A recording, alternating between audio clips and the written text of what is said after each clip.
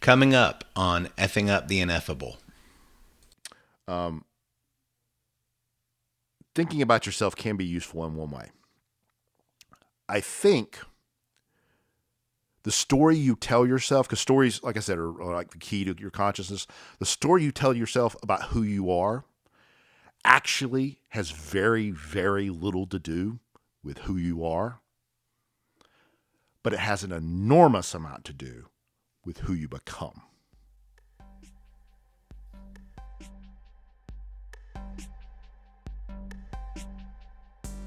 Hello, everyone.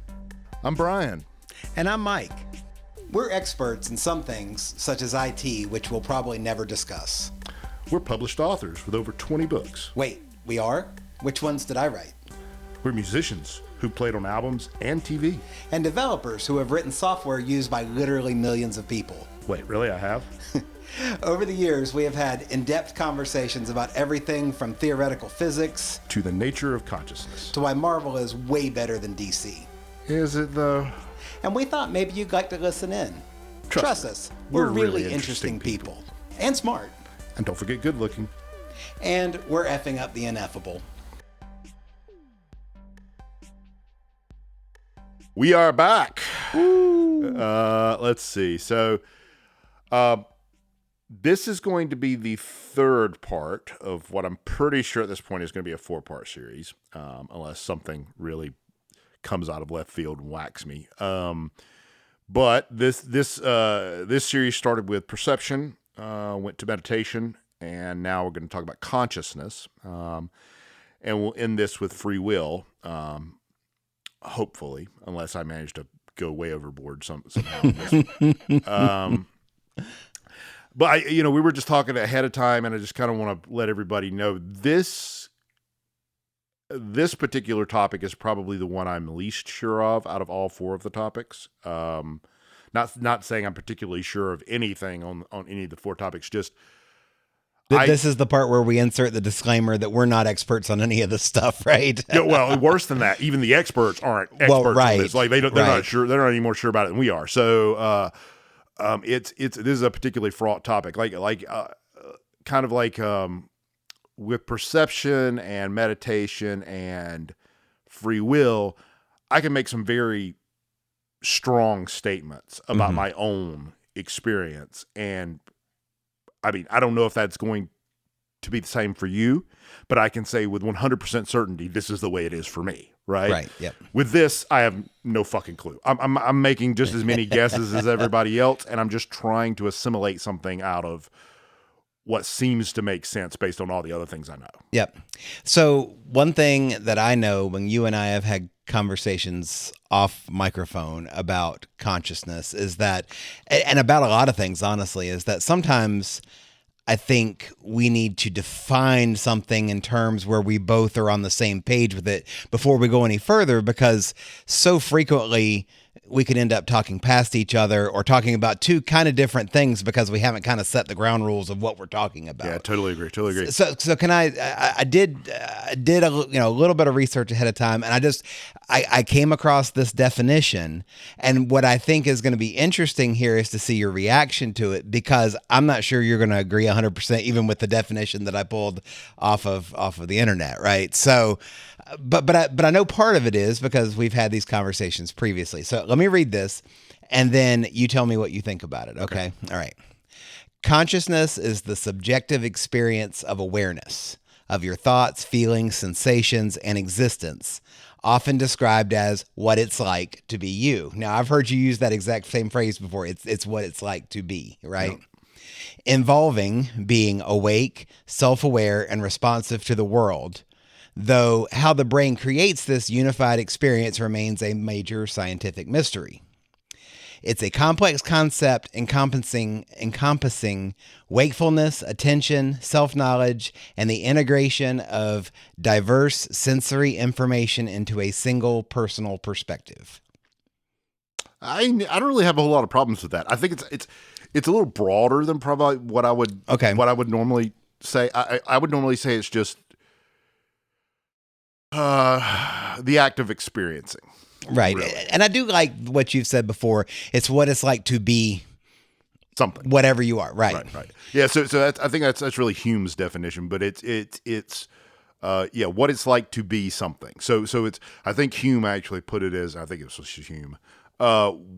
There was he wrote a book, and I think the title of the book was "What Is It Like to Be a Bat?" or something like that, where the whole thing was just this kind of thought experiment of, can I imagine what life is, what experience is like for a bat, and if I can imagine that, then probably there is something to that. Probably there is something to what it's like to be a bat. Yeah, and I feel like just reading that definition, it pops into my head 1,000 questions, right? It's like, okay, and I'm not trying to answer any of these yet. I'm just popping these out here because I think these are all things we're going to explore here. But so where does consciousness come from, right? Or what has consciousness and what doesn't? Where is the line? Or is consciousness, like the definition that I gave, is that 100% it? Like, is there any possibility, because as far as we know, rocks are not self-aware, but is there any possibility of knowing what it's like to be a rock? I don't know. Is self-awareness even a component of it? Sure, you're right. Like, so these are all big questions that really we don't have answers to. I mean, we've got ideas in a lot of cases, but I guess let me kind of start with the very basics. So the very basics of this subjective idea of experience. Well, what the fuck does that mean? Like, when you say experience, what am I talking about? Well, we would normally we define this in terms of something called qualia, and qualia are basically just like the sensations entering your consciousness. Okay. So it might be the feeling of your hand brushing against something, or the feeling of breathing, or the feeling of tightness in your chest if you're under stress, and it's even things like the visions that are entering your consciousness from your eyes or just from your brain, just from hallucination or dreaming or whatever, or imagining, whatever. So let me part of what I was reading, and even what you're saying here, I want to try to narrow down what we're talking about a little bit more, okay? Because when I hear you say the feeling of those things, I'm trying to figure out how to say this. So let's just say that I'm outside and it's cold outside, and I inhale and I can feel the cold air go kind of into my mouth and down into my lungs. And there's a feeling to that, right? Sure. That's a sensory kind of thing, such as, just like you said, touching something.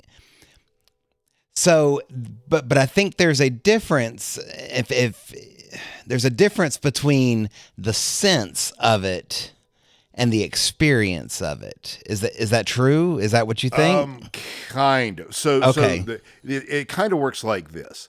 The qualia are individual components that make up the experience. Okay. So it's like when you take that breath, when you're outside in the cold and you take that breath, right?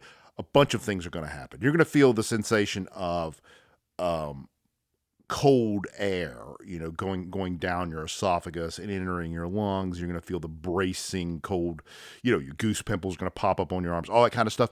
But you're also going to have things like memories from when you were a child and a similar thing occurred. Mm-hmm. You're going to have maybe worries about getting, pneumonia or something. You're going to have all kinds of things go through your head all at that one moment. They're going to be part of the same experience that you are having in that moment in time. Okay, so if, and I'm not trying to answer the question of what is and isn't conscious yet, but if we assume that there are creatures other than humans that are conscious, which I think I don't think that's controversial, right?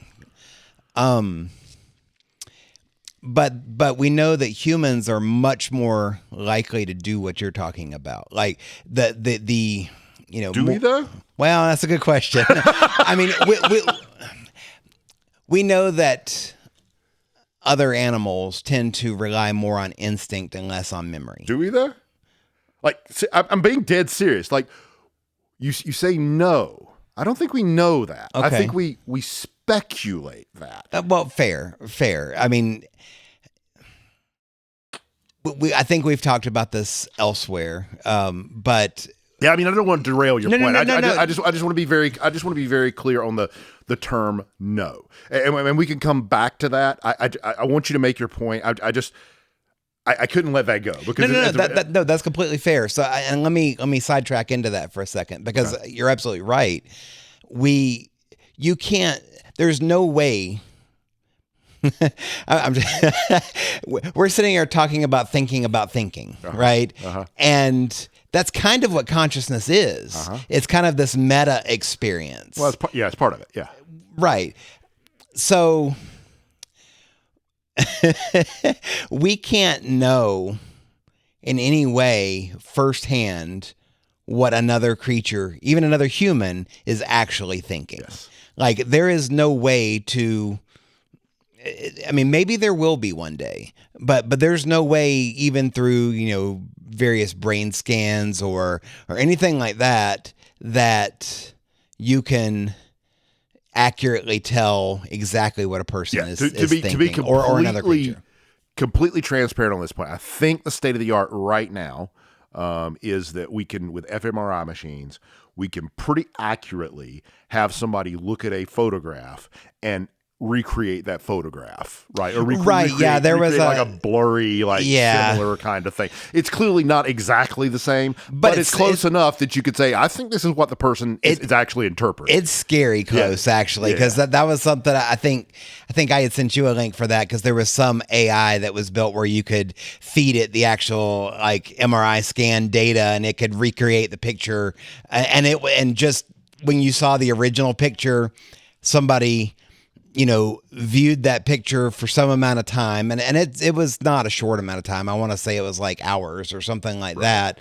And then they would, while they were attached to this fMRI machine, and then that data that gets collected could be fed into this AI that they can recreate a photo.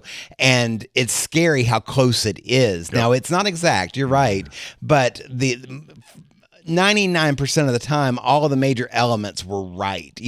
If there was, a young girl in a red dress in the photo, there was going to be a young girl in a red dress. Yeah, I mean, I think the thing I didn't think. So a couple of things on that. I think one thing, if it was 100% right, I would just assume it was completely horseshit. Because our visual centers are not 100% accurate, right?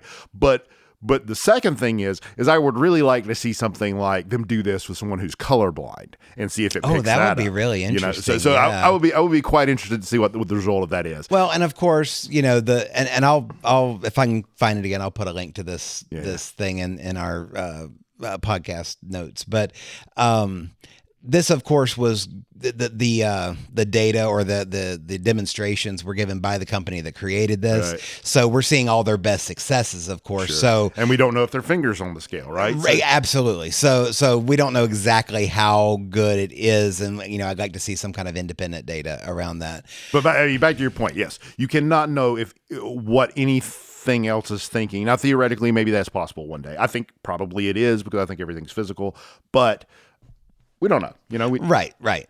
So we as far as we know, and back to your point, we can't know, but our best scientific models of what we know today is that, animals like wolves, for example, they work much more off of instinct and less off of reasoning or memory, I think. Yeah, I know you're already. We're gonna move to video one day, and people can see the looks you give me. I'm just gonna say I want to push back on that. I am not a animal behaviorologist. I don't understand wolves as well as I'd like to be able to do that. Here's where my argument comes from. Okay.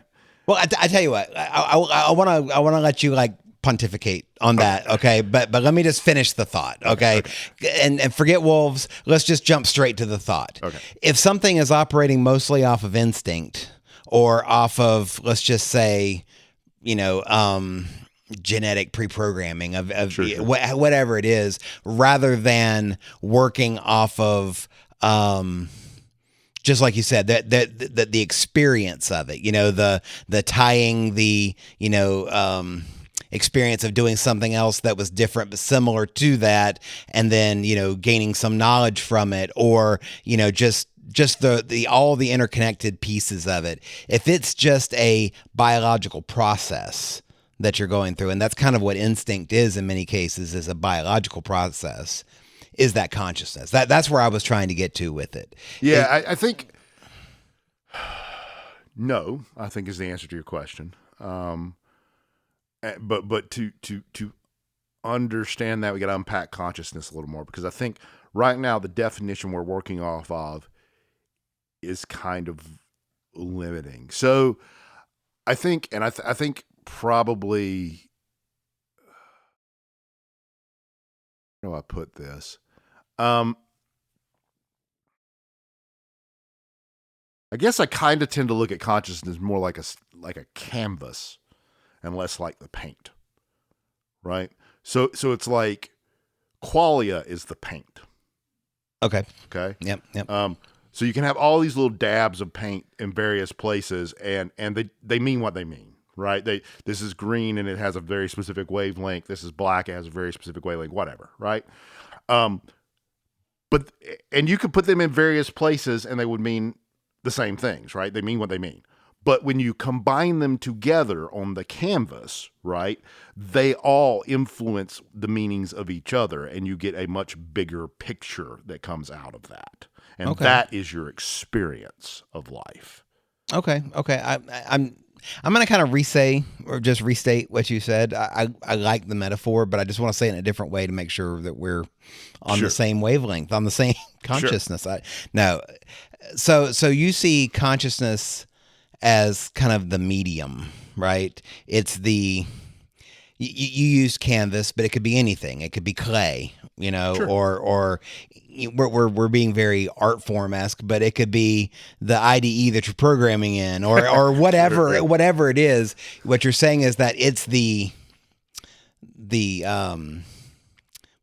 medium in which that art is being created, and then every little piece of data or information that, and I'm going to say experience, but experience again is one of those things that I feel like we need additional definitions around. But every little piece of data or every little experience that you have related to anything that's about you, right, all goes as little bits of paint or whatever on that canvas, and that eventually it makes a picture, right? So what the point is you're making is that, black is black and it's just a small thing. You like, this is the color black. But then when you see black in a particular context surrounded by other things, it may be a shadow, or it may be the void, or it just might be the pupil of somebody's eye. Exactly. Right. Okay. Exactly. So it's like, and to unpack the term experience, I'm kind of looking at the term experience as like, think of experience as like a snapshot of your moment of consciousness. Okay. Mm-hmm. That's your experience of that moment. Okay. It's all of that qualia coming together to create a unified experience of a moment in time. Okay. So if I am, I go to a concert and I come back from a concert and I tell my friend, hey, I went and saw that band. It was a great experience. What I'm hearing you say is that this is like a macro experience that's made up of a whole bunch of what you're saying are kind of like micro experiences. In the best case scenario, that's what it is. In reality, that's not what it is at all. What it actually is a kind of a summarized meta experience of all of those tiny little moments of experience, which probably actually don't even include very many of the moments. It probably includes a peak, a beginning, and an end, and that's probably about all you remember of the but because experience. I think what where the metaphor that you're using for consciousness breaks down a little bit is that when you go and you start splattering paint on the canvas, you're assuming it's going to stay there. Right. And I think what you're saying is that it's kind of like some of these things, some of the, again, oh God, it's even better. It's more like clay. Okay, just to use a different. It's more like clay, right? If you've ever played with Play-Doh, right? And you make things out of Play-Doh, right? Yeah. The colors get mixed up, right? Yeah, they just that. do. Yeah. You can't help it. They're just going to. I hated it when my kids would get Play-Doh for Christmas or things like that because it was so messy. And you're absolutely right. Like you have like 1 or 2 play sessions with it, and then it would just be all bunched together. Right. Because yeah. So the point is, how this fits into the way your experience works and the way memory works is that, you might have this one qualia that comes through, right? And the first time you see it, it's pristine and perfect and only that thing. But then the next time you see it, a little bit of that next time is going to rub off on that bit of qualia, right? Mm-hmm. And so the third time you see it, it'll have a little bit of the first time, a little bit of the second time, and then it's got something unique about the third time, right? Every time you do this, that little piece of qualia, that thing you keep associating, if a Labrador bites you once, right? Now you might have a problem with Labradors for the rest of your life. But the more times you see it and it doesn't happen, the more that rubs off and the less the one bite time. You know what I'm saying? Yep. So it's not just the paint or the clay or whatever. The qualia itself, the future qualia, is shaped by the past qualia, right? But because it's all one thing. Nothing is lost, right? It's all in there somewhere, right? I'm trying to remember what it's called, but I think they're called word clouds. Do you know what a word? Oh yeah, cloud I know is? what a word cloud. That's is, kind of what it reminds me of. That you're saying is that you've got this. Let's just say that you were going to put all the words that were in a book on some graphic thing, and every time that the word shows up, that's slightly bigger in the graphic, so that the words that are used the most show up bigger and the ones that are used less show up smaller.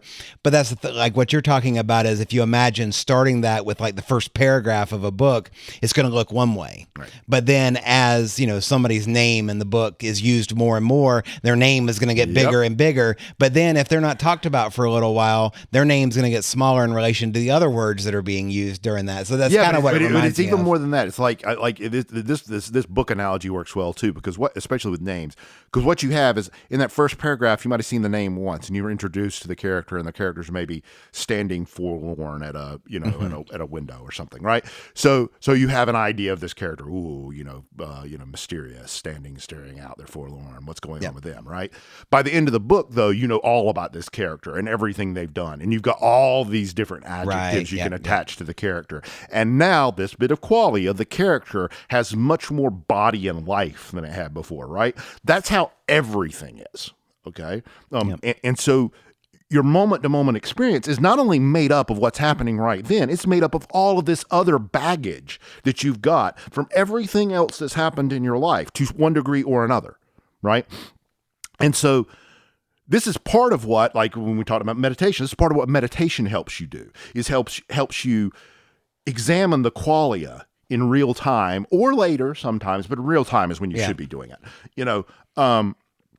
Examine the qualia in real time and kind of pick through and see all of, this is what actually is. What actually is I have a Labrador here that appears to be nice, right?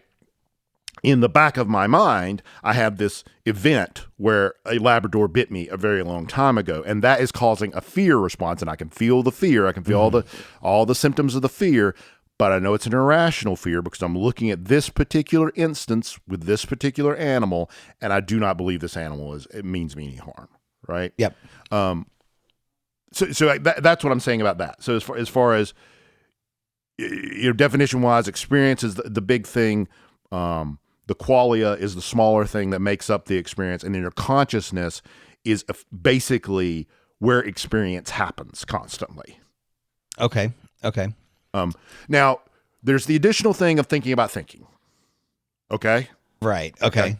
So this is where this sounds like this is a whole nother level, but it's not. It's all the exact same thing, because all that is more qualia. Okay? A thought is just qualia. Okay? It's nothing else, right? It's just like a sensation. It comes to you unbidden. You don't know where the fuck it comes from. It pops in your fucking head, and you can do with it what you will, just like sensations, right? You can't control whether or not you feel some shit. You cannot control whether or not you think some shit. It just pops up. Okay? So it's just like all the rest of the qualia. And thinking about thinking, just like all the rest of the qualia. So one of the things that I read was that this, like just to reiterate what you said before, there is a lot of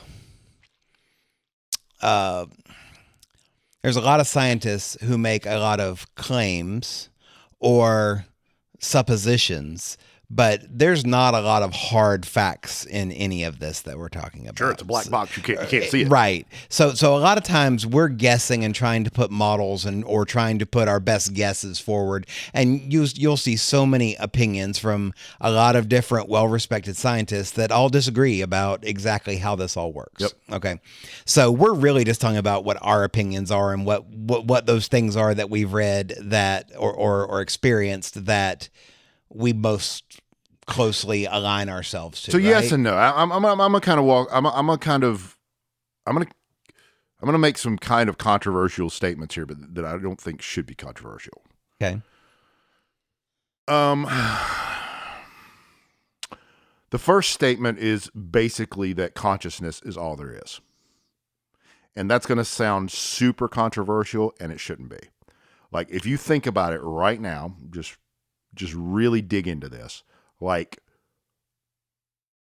you feel like you are a little man or woman or non-binary creature sitting behind the eyes of a meat mech that you are piloting.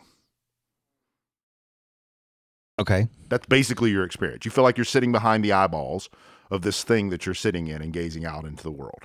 Yes. Okay. Yes. But I'm not trying to derail you, but when you say that's all there is, that's all there is from your perspective, right? I mean, can't prove that there's anything else. Okay. That's where I'm getting at. Okay. Prove that anything else exists. Anything. Okay. So, and I want to follow that thought because I'm just trying to understand. And so there's a chair sitting in the room, and as far as we know, that chair is not sentient, right? So what you're saying is prove it exists. Well, the only way. So I think where you're going with that is that the only way that you can prove that is through your own consciousness, right? Correct. Like the only way you can do that is to do things like trust. You have to touch trust it, measure it. All you those have to types of trust. things, right? You have to have an intrinsic level of trust of the qualia coming into your consciousness, right?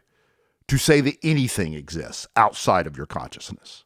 Okay? For all you know, you are a brain in a vat. For all you know, you're in the Matrix. This is why the Matrix is so compelling. Like the movies are so compelling, is because the truth of the matter is it's very deep. It's a very deep philosophical thing that we've been pondering for thousands and thousands of years, and no one's been able to answer this fucking question because it's unanswerable. You cannot prove that anything other than your consciousness exists. It's not possible, unless maybe someday science comes up with an absolutely, or mathematicians really, come up with an absolutely irrefutable theorem about how reality is constructed of logic. Okay? If that occurs, that would prove that something external exists, I think. Yeah, I've got this little tickle in my memory, and I even hesitate to bring it up because I can't really expound on it that far. But I remember reading an article a few months ago. Let's be clear. I'm not sitting here saying that I think we're in a matrix. I don't think any of it. I shouldn't say any of us. There are people out there that do. I don't think you and I really think that we're in a matrix. But again, your point is, can you prove it? And it's, not me sitting here. I don't guess that I can. Right. But I remember reading an article where it was either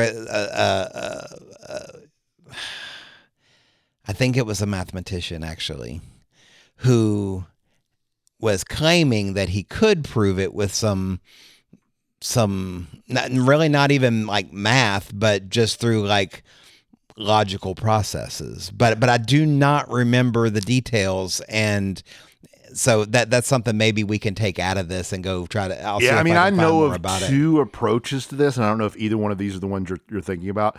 One of them is there was I think it was a mathematician who said that who did the probabilities, and probabilistically, it is much, much more likely that we are in a simulation than we're not in a simulation. But the assumption there is that you are assuming that you can eventually get to a place where you can simulate reality to a fidelity high enough to create conscious beings. Right. And I'm not sure that's a great assumption. The second one I know of is there was some quantum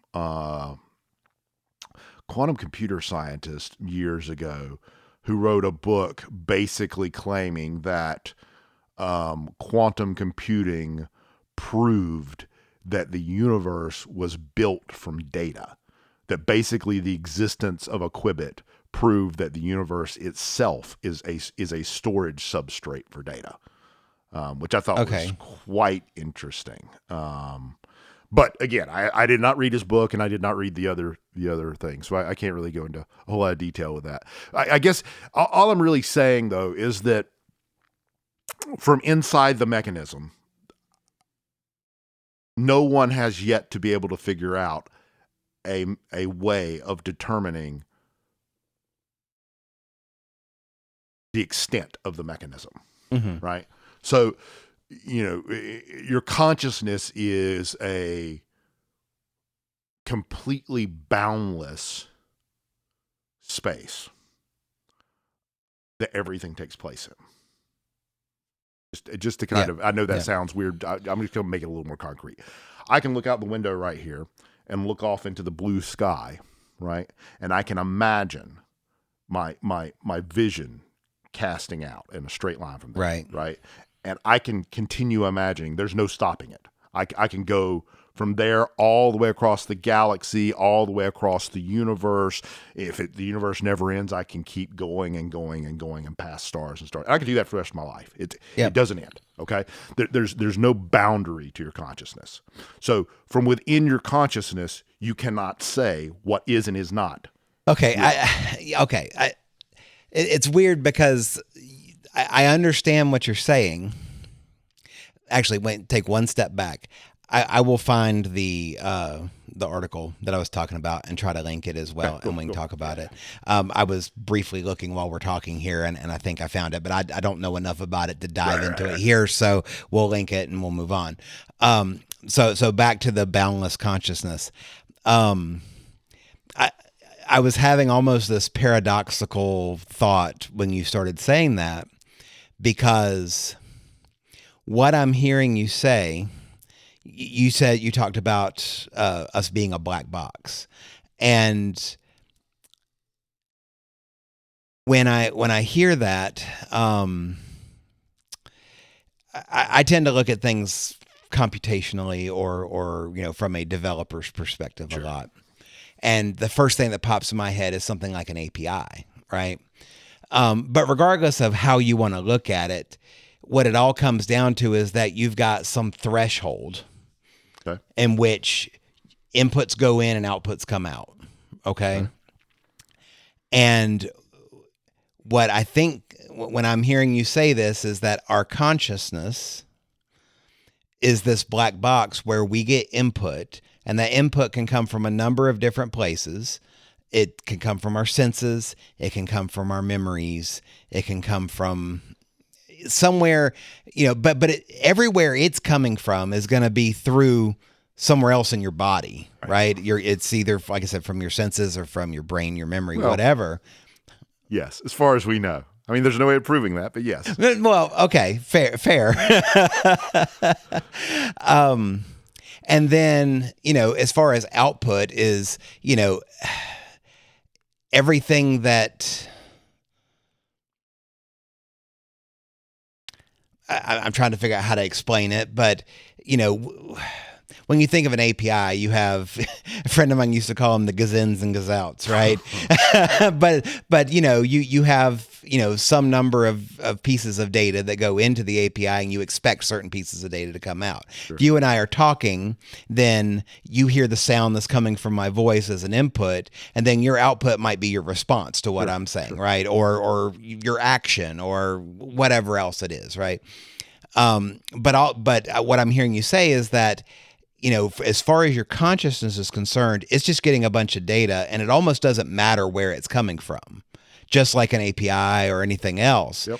You know, whether it's whether we're plugged into the matrix or whether it's you know, actually, you know, your vision, like you were saying, and you know, if you had, you know, better vision and could see further, then there'd be more things that would be input, but it's still hitting that threshold. And it's only at that threshold where it's kind of your body's processing it in whatever way it can process it is where like we begin, right? Yeah. It's almost like this is one of the hard problems of consciousness. Well, they call it the hard problem of consciousness, is figuring out how we get from qualia to experience, right? Because it's the way it feels, and this is where people get into dualistic ways of thinking, which when I say dualistic ways of thinking, all I'm saying is this idea that your body and your spirit or your soul or your mind are two completely separate things, right? Right, but linked in some Right. way, right? So that's called a dualistic approach to reality or to consciousness. But I think people are drawn to that because that's how it feels. It feels like you said, it's a boundary, right? There's this boundary condition where, like just as we were talking, right? You said something and I agree with it. I just went, oh yeah, or something like that, right? And I examined what was going on in my head while I did that, and I didn't know what I was going to say. Okay, I knew I was going to agree with you, right? But I didn't know what the words were. What happened in my head was it was like there was a feeling of, yeah, let's go with that, right? And then the words came out, okay? So it feels like there's a boundary, like where your information enters my consciousness, and then there's a kind of a chew on it moment, right? There's some kind of processing going on, which I'm not really aware of, right? Yeah. I just feel like effort happening, right? Right. And then it feels like there's a acceptance, like a decision's being made, like there's an acceptance of something, of a packet of something that comes back into my consciousness. And then next thing I know is I'm experiencing the hearing of my voice saying the words. Yeah. Now, but let me ask a question about that. I get what you're saying is that it's almost that it's happening without you like consciously doing it. I struggled to use the word consciously because we're talking about consciousness so much, but that's what you're saying, right? Is that it's something that is just happening without your, without any impetus from you, right? But isn't that kind of like when you think of a toddler that's just learning to walk, and every single time that they even try to get vertical, you know, without falling over, it's a struggle. And then they first take their first couple of steps and they're trying very hard to do the thing, and they fall down some, and then they get a little better at it, and they try to do it a little bit more and they get better at it. And it eventually moves from that to, I think, okay, I'm going to get up and walk over there. And I don't think anymore about how to move my legs and how to balance my body or any of those types of things. I just get up and do it. And it never occurs to me about how I'm doing that what the muscle movements are or anything like that, right? And language is kind of the same thing. When you're first trying to learn a new language, you're very conscious about what's, you know, I am not bilingual or duolingual or multilingual. I don't want to make it sound like I am, but I've went through processes where I wanted to learn new languages, and you go through a period of every specific word you're trying to translate it in your head and trying to make sure that you know that word and that you're getting the right word, and you're thinking through every word precisely. Right. But then eventually, as you become more fluent in the language, you don't have to think about it that hard, that you more quickly go from having a thought to words being formed and spoken, right? I mean, isn't this kind of the same thing as what you were just describing? You're obviously fluent in English, so you're very easily, without having to think about it, translating your thought into words. So this is more into next podcast than this podcast, but no. And I'm going to say no because I guarantee you didn't actually consciously think about anything you just said.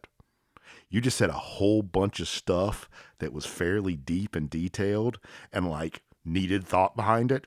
And it just came right out of your mouth. You had no fucking idea what you're going to say before you said it. But I disagree. I mean, and I know we don't need to go down that alley too far because I know you got a lot more you want to talk about it, but I'm literally sitting here and thinking through things before I say them. Yeah, but you're not thinking the exact words. The words are just coming out. Well, right. But that was kind of my point, was that, you know, I mean, again, so think about it this way. And again, maybe I know you disagree, but this is one of those areas where I think conversation is good, right? There are times like a friend IMs you or texts you and you just need a quick reply and you just you tap something out. You don't even think very hard about it. You just do it, right? But then, like, you're at work and you've got to send an email to somebody who's like 5 levels above you, and you want to be meticulous and making sure that every word that you put in there is exact. You think hard about that. You examine everything that you're doing and try to make sure that you're doing it in a way that best represents, you know, the best communication you can possibly give in that particular instance. Those are very different, right? You are thinking about it before you type it and send the email. I'm just going to ask you the next time you have that, try very hard to watch everything that's going through in your head. I think what you'll find, I'll tell you what, you're going to find something. Okay. For me, the experience is no different than just going, when I did your question over there. There's no difference. Okay. Okay. All that stuff you're talking about where I'm sitting here like, oh God, I got to do, so I can't do that. I got to do this. Can't do that. Got to do that. All that shit just comes in my head, dude. I'm not consciously going, I could say this, or I could say that, or I could say this other thing, I could say this other thing, I could say this other thing. No, I'm not consciously going, oh, I'm going to write this thing out. Nope. He's going to read that this way. And then I'm going to do that. Nope. It's just, when I start thinking about putting it one way, my mind immediately goes, that feels yucky. And something else pops up. That feels a little better. Something else pops up. That's it. And I write that down. Mm-hmm. That's how my brain works. Maybe your brain works different, but that's how my brain works. There's no, again, this is the next podcast, okay? Mm-hmm. But there's no place in my head where I can get to the bottom level and say, oh, that's where I made the decision. It's always a feeling. It's always just a, meh. Okay. Every single fucking time. Sometimes it's a stronger meh. Sometimes it's a weaker meh. But it's always just a meh. All right. So we'll put a pin in that one. We'll come back to it. I hate that phrase. I just said it. I apologize to everybody who had to hear it. Or we could double click on it. Oh God. No, you don't want to do that yet. That's next episode. Yeah. So back to just the kind of the primacy of consciousness. That's kind of what I want to get at, right? Yeah. All I'm saying is you have, to some degree, solipsism makes a large amount of logical sense. Okay? Because when you really think about it, there's absolutely no evidence that you aren't a single self-contained universe. None. You know, if your lights go out, as far as you know, the lights of everything goes out. Right. Right. It's kind of like the kids who if they can't see you, you can't see them. Yep. Kind of thing. Yep. Same kind of thing. Yep. So I have no idea that I'm actually talking to a real conscious entity right now. If you know, in you, right? And I think most philosophers would say there's no way of knowing. Yeah, I mean, I think there's a difference between proof and the things that we just accept because it's kind of impossible to do life without accepting those things. Sure. Right. It's like, I remember being in math class in high school and learning about having to do mathematical proofs. Right. And obviously we can't do something as rigid as you can with mathematical proofs in the conversation that we're talking about. But, something as simple as, multiplication, 2 times 2, right? To do a mathematical proof for that, you end up writing a whole page of notes to show how 2 times 2 is 4 and how you can prove that that's actually the case. But we don't do that every time, because at some point we have the shortcut that says, okay, we've created this thing called multiplication and it works because we can prove it works. We have this model of how it works and why it works the way it does, and that we can just use that as a shortcut. I think that's what we do in life, right? I mean, most people don't go through life going, well, what if this is actually real or not? I mean, we just assume that everything around us is real and interactable. And, it's not like a video game where you got to hover over something to see whether you can touch it or not. Right. It's, so from a practical standpoint, I guess the question would be, why does it matter?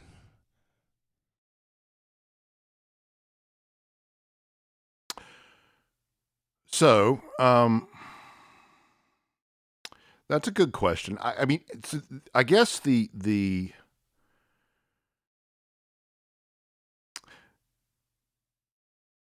to some perspective for me, it kind of comes down to what is the optimal way to exist? Like,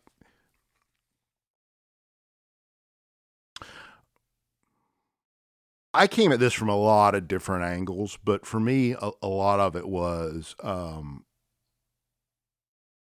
gradual realization that I was a bad person, and a huge amount of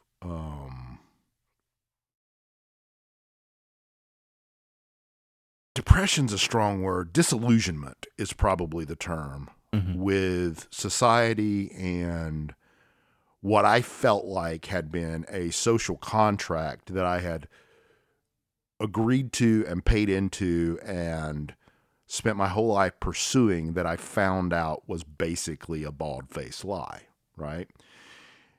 And when that happened, I kind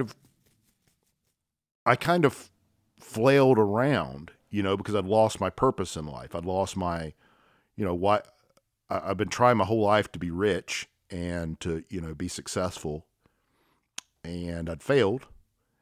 And I looked at it and I thought, well, why have I failed? I did everything I was supposed to do. I'm pretty smart. I work really hard. I've put myself out there, and I'm still, and I've built things that really did work, that are, pretty fantastic things. And I've been taken advantage of a whole bunch, and I've never really seen the benefit out of any of those things. And so I kind of got really disillusioned with everything, with life, with society, with philosophy, with everything.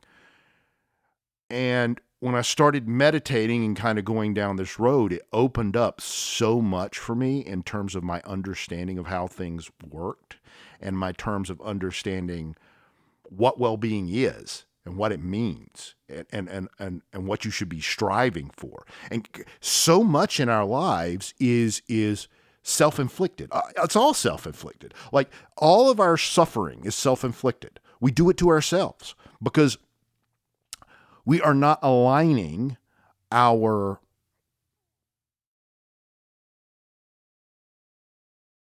desires with reality. We're not aligning our minds with reality. Like, we're living in a land where we're so absorbed by what we believe about the past or want to happen about the future, that we're not living in the present, which is all that actually exists. Like the present's all there is. This moment is all you have. A meteor could hit 3 seconds from now and destroy all life on Earth. This is it. This is all you have. And the past is immutable. So right. This is all you got. So the more you can figure out how to exist in this moment and find everything you need in this moment, the better you'll be. The better off you will be as an organism. Okay? Well, as I'm going through and I'm discovering these things, I'm doing it through meditation, which means I'm doing a lot of interrogating my own thoughts. And I'm kind of insatiably curious. So for me, when I started doing that, I started realizing a lot of these things. I started doing a lot of reading of philosophy and trying to get deeper into this, and came to, some of these realizations that, basically the things we think we know about life and the things that we think matter don't. Okay. And in a lot of cases, things we take for granted are really all that actually do matter. Would you mind explaining more about that? When you say the things that we think that matter don't, and the things that we don't think matter as much really do. Like money doesn't matter. Like, I had this conversation with my wife the other day, and it was heartbreaking because she said to me, she had been defining success in her career by monetary value, right? And I just kind of pointed out to her I didn't understand that, because to her as a person, she doesn't care about money. My wife is a very giving, loving person. She does things because she wants to help people. So it's not for money. So I was like, so why are you killing yourself trying to make all this money? And she says, because money's the only thing that you appreciate. And so I had to stop her and go, you're right. That used to be all I really appreciated. That is not what I appreciate anymore. I don't care about money. But this is a great example, because we have, I'd hate to know how much suffering we have been through over money, right? Needless suffering. I'll give you a great example. First time I drove down Highway 1, Pacific Coast Highway in California, I had just bought a 2013 GT500. It was a fantastic car. Loved that car. And so I'm real proud of it, and we're driving down this long, beautiful, highway and taking pictures in a lot of cool places of the car, and just having a good time, right? And we get to Malibu, as one does if you go down Highway 1, right? And if you've never been to Malibu, it is one of the most beautiful, most depressing places on earth. It's depressing because it is beautiful, okay? And the only people that live there are super, super fucking rich. Got it. Right? Yeah. So you have to, if you have that knowledge in your head and you're at least a little bit reflective, you have to realize that everybody who works in that town can't afford to live there, right? And all these people who work here every day have to see people who will make more than they do in a year that day, probably, right. Treating them like shit basically all the time. That's Malibu, basically. I pulled into a Safeway, which if you're not from California, Safeway is like California Publix. Okay. Okay. I pulled into a Safeway, and when I did and parked, I had like a Range Rover, a Lambo, a Mercedes, a Maybach. Like, yeah, dude, my car was the cheapest car in the parking lot, probably. These people were going to get their fucking groceries in Lambos and Maybachs, okay? Well, Lamborghini does make an SUV, so. And I came out of there feeling awful. I went into Malibu feeling pretty good about where I was in life, because I had come pretty far compared to where I started. Right. And I felt like I'd accomplished things. I was feeling good. And then I go in there and my ego is crushed immediately, because I'm immediately like, well, I ain't shit. Look at all these people and what all they've done. I'm just a loser, right? Why? Because I was, well, first of all, because of ego, this is the problem with ego, right? But secondarily, because I'm placing value on something that isn't valuable. Like, money's fucking fake, man. We made this shit up. Like, yes, you have to live, you have to eat, you have to get all your stuff. There's no hyperbole at all. We live in a world where air is free. You can just go to a fucking lake and drink water, right? And you can just pick shit off of a tree and fucking eat it. That's the world we live in. Capitalism says it's illegal to do that shit. Okay? Just saying. This is if you want to see something clearly, this is clear. Okay? We live in a world where this shit is free. We made a system that charges a fake thing to have this real shit. Okay? This is one of the things I'm talking about. This is we live our lives. I've lived my life putting money at the primacy of things to the point where I treated people in my life poorly out of pursuit of that money. Can I take a slight tangent on what you said, because it sparked something in my head that we're veering away from consciousness here, and that's fine. We do that a lot. We'll come back, but that just sparked something in me that I just want to talk about for a second. So you're talking about being at the Safeway, and you started off feeling good about yourself, and then when you saw the other cars and the houses and things like that, then you started feeling bad about yourself. And I don't remember who said it, but there's the quote, what is it? Comparison is the thief of joy. Yep. So that popped in my head. But then I realized that a lot of the things that we have that are systemic around like racism and sexism and, fear of immigrants and a lot of other things like that, it's really the exact same thing that you just described, but kind of in a different context. You felt bad because somebody else had something that you didn't. And I'm not judging you for it. I've felt that way plenty of times myself. But so often you'll see people that will feel bad because some particular minority group is getting some treatment, special treatment, maybe for good reason. I'm not judging that, but they feel left out, or that they feel like, somebody is getting an unfair break, whether it's, things like having college paid for you, or tax breaks, or whatever it is. And people feel like they are being left out of that they're not part of the crowd that gets the benefit, whatever that benefit is. Or they want to figure out how to put themselves in that other spot where they're getting the stuff that somebody else doesn't. If they can then flip that and say, okay, how can I be the one that gets it and somebody else doesn't? That makes me feel better, right? Right. So much of what we see, where, you talked about this, I think in another episode, we were talking about, I think it was when we were talking about, billionaires and inequality, the idea that if you can figure out how to put somebody else beneath you and look down on them, you feel better about yourself. Yep. You were on the looked down part of that, or felt that way, even if maybe you weren't, but you I'm sure somebody might've looked at your car, from their Lamborghini and say, what a poor, Yeah,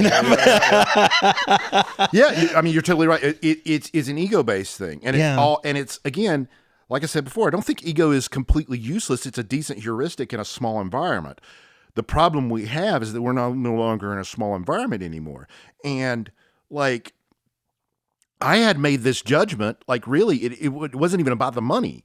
The judgment was, I came in there, I saw these people have significantly more money than me, and I made the additional leap of that makes them more valuable as human beings than me. Or even maybe, because a lot of people will do this, they'll say, well, if that person has more money, they have less problems than me, or they're happier than me. It's not always more valuable. Sometimes they just think they have it better off, whatever that means. Yep. But it's I mean, so resource inequality is a thing, and that there are real effects of that. I don't mean to say that there are not, that economics don't matter, or that you know what I'm saying. Yep. Like, I'm just saying, dude, we put so many things that are legitimately not real above things that are real. So, for example, like even right now, if I spend 5 minutes worrying about something that I have no control over, that I think may happen tomorrow, instead of enjoying that 5 minutes sitting here talking to you, I have made a mistake, because tomorrow isn't real yet, right? And I can't help it no how, right? The thing I'm worried about, I can't, I've already decided I can't affect, right? So me sitting here worrying, like say I'm worried about Trump hitting the nuke button and nuking somewhere tomorrow, right? I have absolutely no ability to affect that outcome. If I spend 5 minutes sitting here worrying about that, right, that's 5 wasted fucking minutes. I have lost 5 minutes of my life that could have been filled with joy. Okay? Yeah, and I'm having all these little sparks in my head as you're speaking. Like all these things keep popping up that I want to say. There is this heuristic that I've seen people, like at work. I used to know somebody that had this on their cubicle wall, but I've heard of it in other places as well, like through different trainings and things like that. But it's the idea of what you should be concerned with in anything, right? And it's, you had this inner circle which you have full control over, then you have this slightly larger circle of things in which you have influence over. Yeah, sphere of influence, yeah. Yeah. And then you have this bigger circle, which is that you may have, well, I can't remember the exact wording, but one was like heavy influence and then one was just kind of like advisory. Yeah. You know what I mean? Like you might be able to influence, but only if you can influence enough people or, that sort of thing. And then you've got the huge world of these are the things you have no impact on whatsoever. And it's like, those are the things you kind of need to forget about. Yep. And that's kind of where you're going with that, is that, we can, I don't think it's a waste of time to plan for things in which, or just to think about things in which you do have the ability to influence or whatever. But to your point, worrying about stuff that you can't do anything about is kind of wasted time. Or the other side of that, we've all had this case. In fact, this is probably the biggest thing I fight with. We all have these situations of remembering something we did that we're not proud of, right? And chewing on it. Yeah. Right? Some amount of that is good. Okay? A very small amount of that, so that you can get all of the lessons you need to get from that, right? You need to get all of those lessons. You need to be able to say to yourself, I won't do that in the future because I understand fully why it was a bad idea in the past. Learning from your mistakes, simply. Right. And once you've reached that point, you should never think about it again. Okay? But we do. Now, here's where, again, this is back to mindfulness. Here's where mindfulness comes in. Because if you can catch that, right, you could derail it right in the middle of it. You could blap and stop it and do something else with your time, right? This is why all of this matters. Now, as far as why, why do we have to go this deep into consciousness? Before you go there, can I do one other little thought bubble that popped up that I just wanted to touch on? Because you were talking about money, and when you were talking about the things that don't matter, that we put a lot of emphasis on, and money was the thing we talked about. But I'm going to throw something a little bit different out there, because this occurred to me, like this is advice I actually gave somebody else, but I'm really bad at actually taking it myself. Sure. And it kind of dovetails a little bit into what we're talking about. I was talking to a friend who was having relationship issues. Okay. Not going to use any names. I'm actually not going to go into much detail here, just for fear of, I don't want anybody to figure out who I'm talking about, but having relationship issues. And they were at one point essentially trying to choose between two different people, right? The person they were with or the person they thought they wanted more. Okay. So you can kind of see where that's going. Yep. And when they were talking to me about it, they were comparing those two people and saying, I'm frustrated here and this person is better for that. And, like it was very much it felt like a grass is greener kind of scenario too. But it was very much trying to compare, do I want A or do I want B? Right. And what I told them, and I'm kind of, this is probably ego. I'm patting myself on the back a little bit here. But again, I'm not good at taking my own advice. But what I told them, and I think this applies to anything, not just relationships, but kind of money and, your well-being and happiness and everything, is that you shouldn't be trying to figure out whether you want A or B. That you should figure out internally what's going to make you happy. What are the things that you need and want out of a relationship in this case? And then look at what you've got and see if it satisfies those needs. If you do, then you're probably where you need to be and you need to stop. But if you don't, well, then you probably need to take care of that first and say, you know what? I'm not getting what I need. I need to move on. Mm-hmm.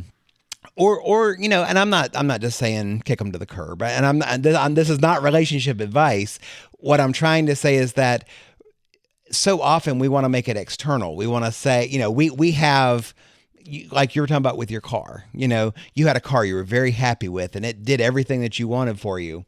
But then suddenly you found yourself comparing it to some Lamborghini that's sitting there, and you start feeling envious of what that other person has, or what maybe you could have if you had more money, or maybe if you had just taken out a little bigger loan or whatever, right? Sure.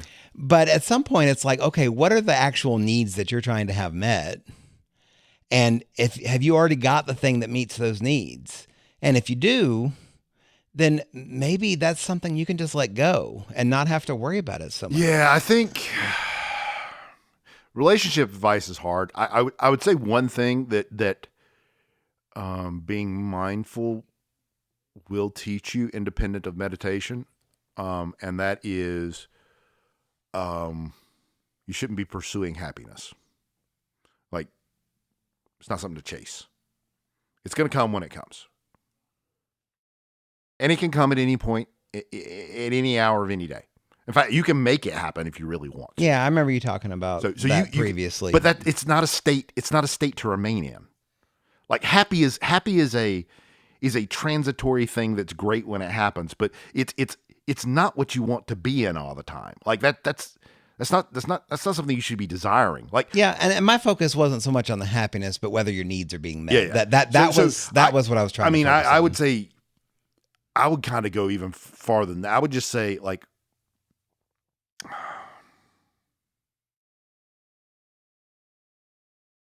I don't know. Like, relationships are so hard because there's, on the one level, what are you trying to get out of it? Like, why are you in the fucking relationship to start with? Right? Yeah. You should probably be able to answer that question, right? If it's just you want somebody else in the house, well, then what do you give a shit, right? It could be anybody, right? Mm-hmm. If it's I want my best friend, well, are they your best friend? Right. Like, I mean, I don't know. People have like these ephemeral fucking pie in the sky kind of goals for this. This is why I hate romance. Okay. I honest to God, I think romance as an industry ruins people's expectations of real fucking relationships. Like, yeah. they're always looking for the one, or I'll just know it when I meet him, or what. Like, listen, man, I've been with the same woman since I was 15 fucking years old. I can tell you one thing for absolute fucking certain. Okay. It takes work. Yes. It just takes work. Like, well, right. Absolutely. Like, that's it. Like, yeah. One of the things in many of the relationships books I've read over the years that really stuck with me. It's one of the few things, because most of them are full of shit, but it's one of the few things that really stuck with me. And that is, love is a verb. Okay. Right. Love is giving. Okay. If your conception of love involves what someone else does for you, you don't know what love is. Okay? You need to step back and think again. Okay? You need to find someone or something that you would unhesitatingly, like, throw yourself in front of a bus for. Okay? That's love. All right? When you feel that for someone, you won't have a question about it. And it won't fucking matter if they love you back.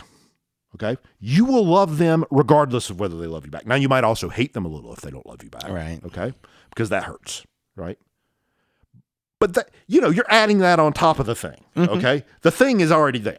All right? So, I don't know. I don't know what I'm trying to say here. Just I think this whole idea of doing like a fucking spreadsheet of whether or not you're going to stay with someone is just so fucking repellent to me. Like, it's all about, a relationship is all about feeling. Well, right. And, like I said, I didn't want to go into detail about these particular people that I'm talking about, but I'll give a little more information because it wasn't like that. It wasn't. In this particular situation, the person I'm talking about, they weren't feeling like they were being listened to, that, they had thoughts or ideas or wants or needs or whatever that just weren't like it. They felt like their current spouse wasn't receptive or ignored. Okay. And then they had a friend who was a very good friend who seemed to do a much, much better job of that as a friend. And it made them have feelings for them. So again, it wasn't a spreadsheet or anything like that, but it was kind of it probably was a bit of a grass or greener thing because that's taking into account one part of a relationship and not the entire thing. Anyway, I don't really want to go further down that road because I think we're steering way off of. Yeah, I mean, that happens a lot. Honestly, I think 90% of the problem in most relationships are just people just don't talk to each other. Like, fucking talk to each other. Yeah. Like, yeah. And talk to each other. And listen. Yeah. That's not just talk. And try to... This is probably the biggest benefit for me of mindfulness is the ability to be empathetic. I mean, I thought I could be empathetic before, but a lot of what was happening was I wasn't properly examining my own feelings. Mm-hmm. And so I would put up blockers and not really realize that I was even putting up a blocker. Or if I did realize I was putting up a blocker, I would justify it because I didn't actually understand the reason why I was putting up the fucking blocker, Yeah.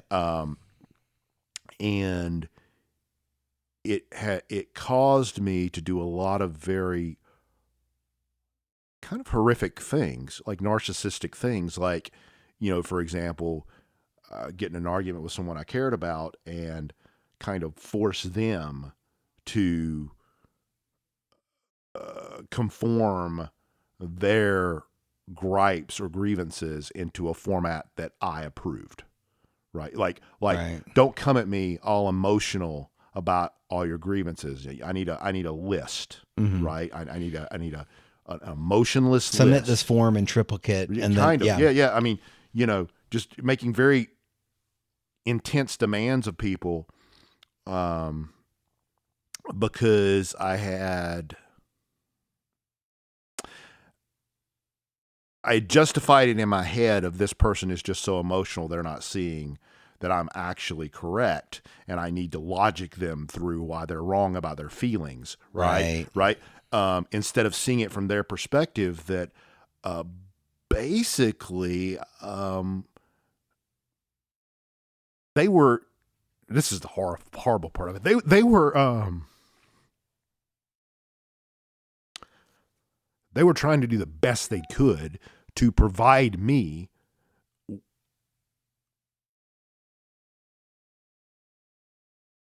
to provide me with something that would be acceptable to me. Mm-hmm.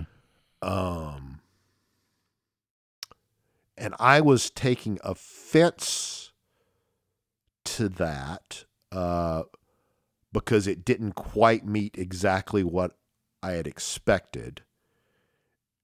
And then kind of basically I'd done this to them so many fucking times.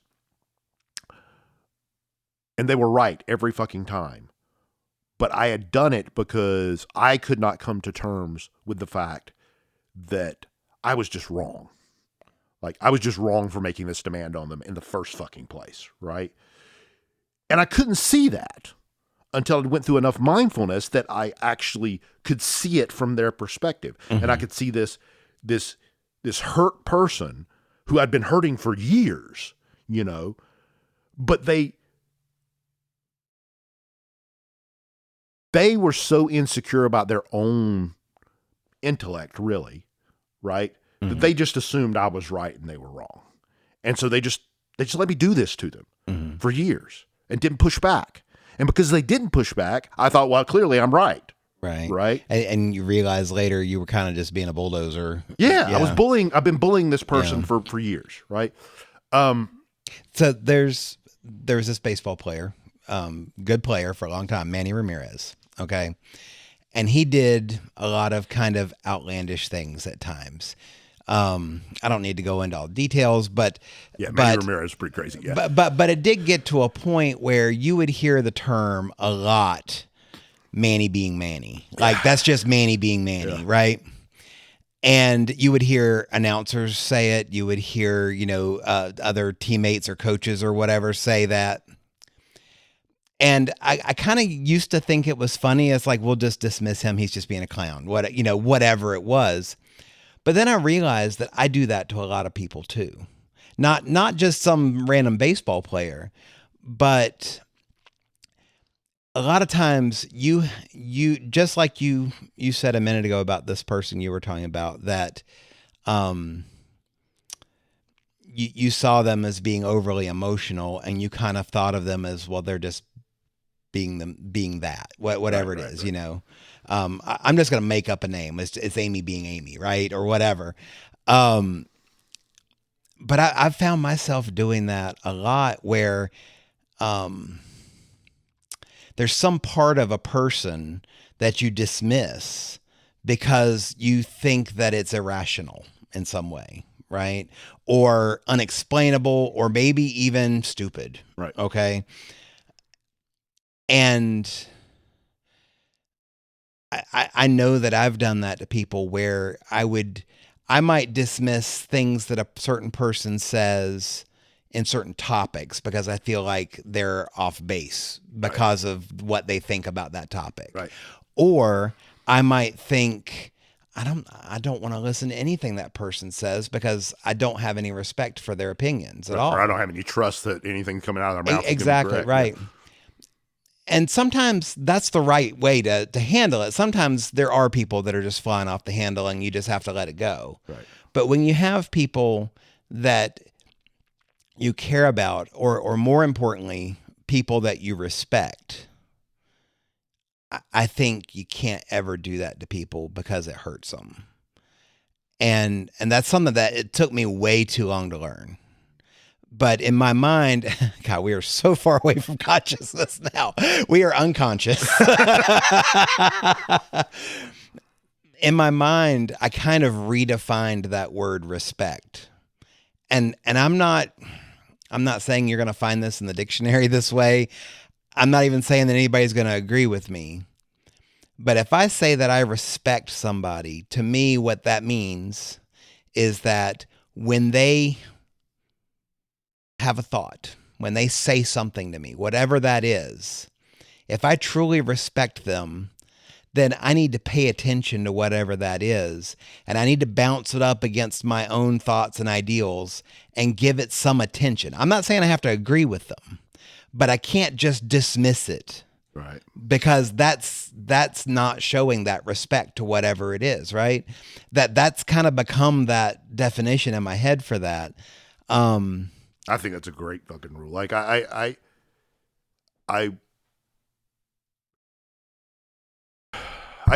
just wasn't aware enough to even realize I was doing it. Yeah. Like it's so we're a long way from consciousness, but I do think this is,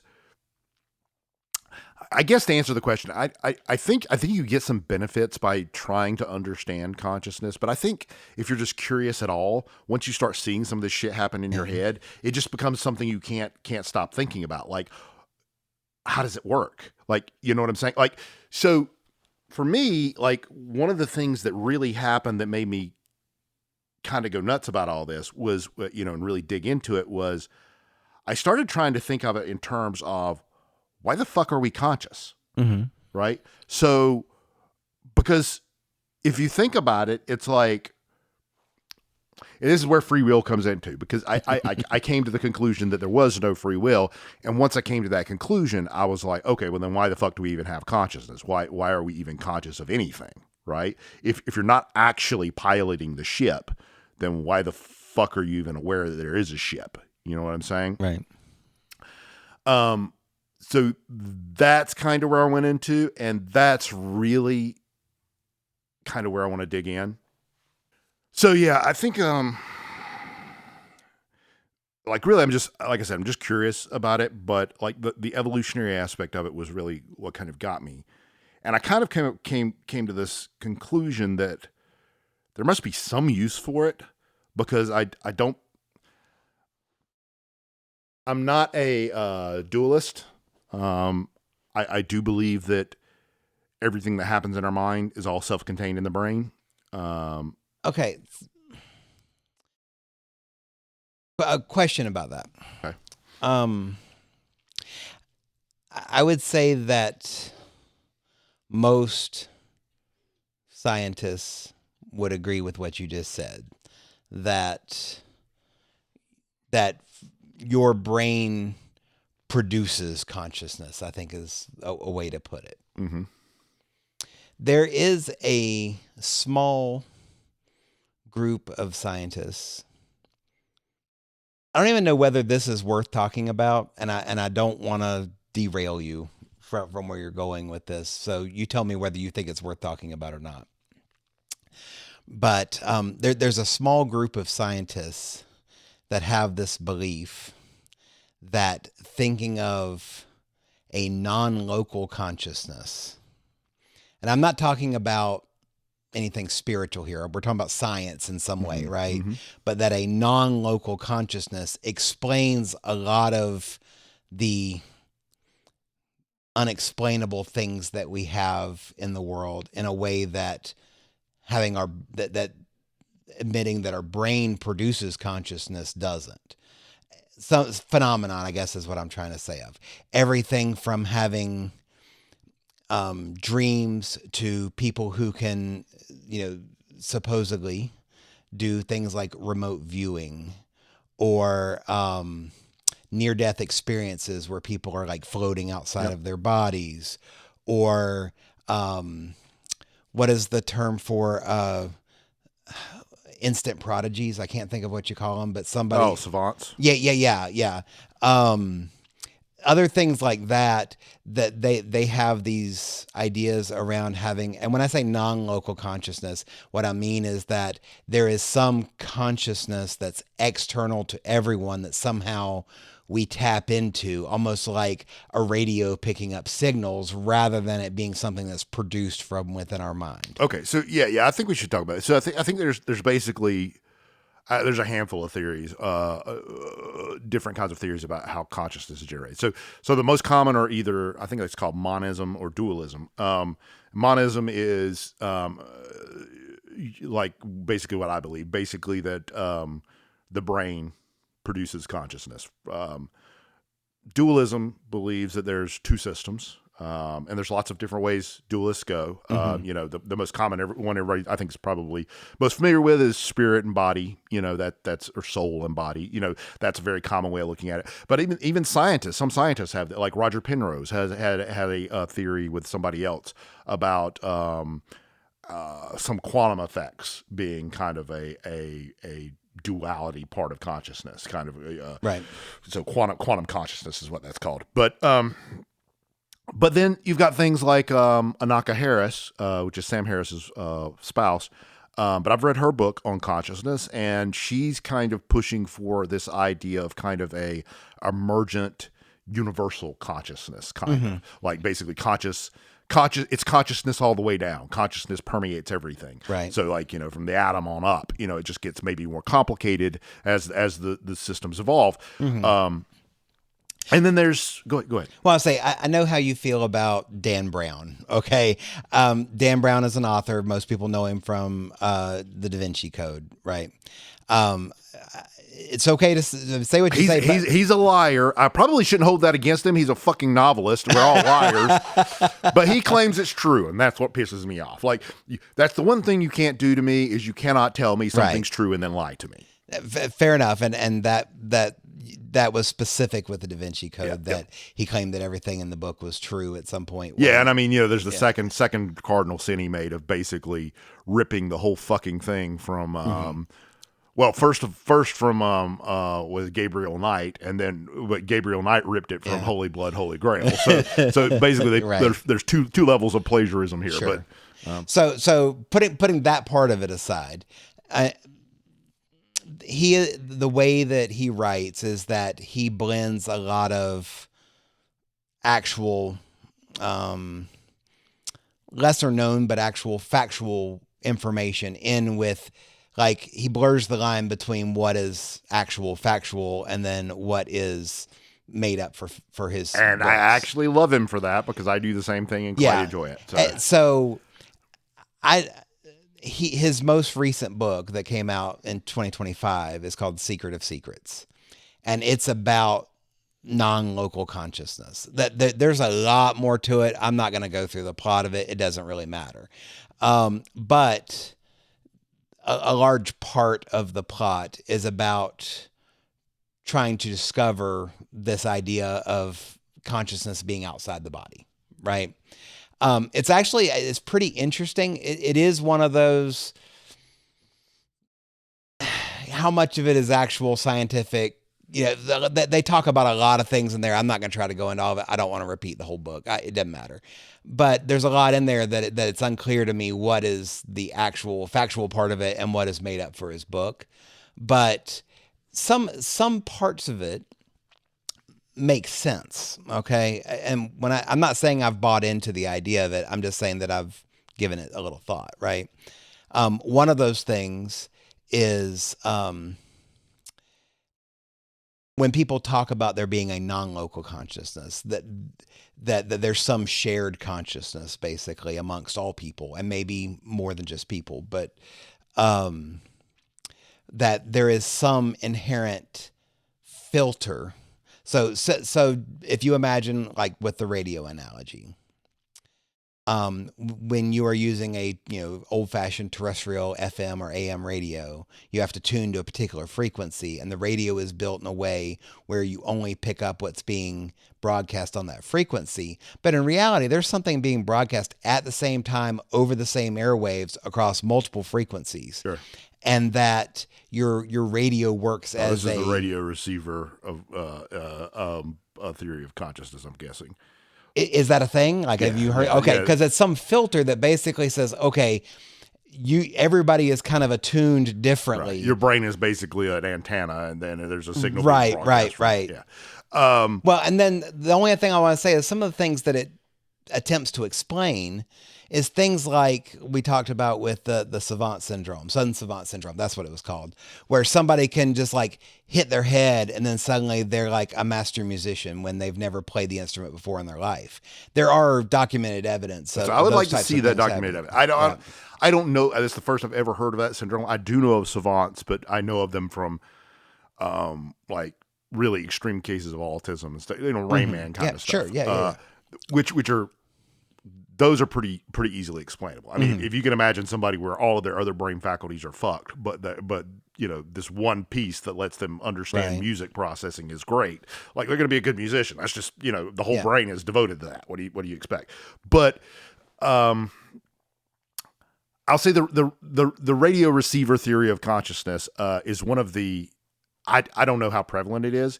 It is one of the first things I personally thought up when I was thinking about this, because for a very long time I wanted to be a dualist because I was raised, in the Christian system, right? So I had this belief that stuck with me for a very long time. It was very hard to get rid of, that it couldn't be expressed in just this meat body, that there was something so magical about the way we thought that it had to be something external.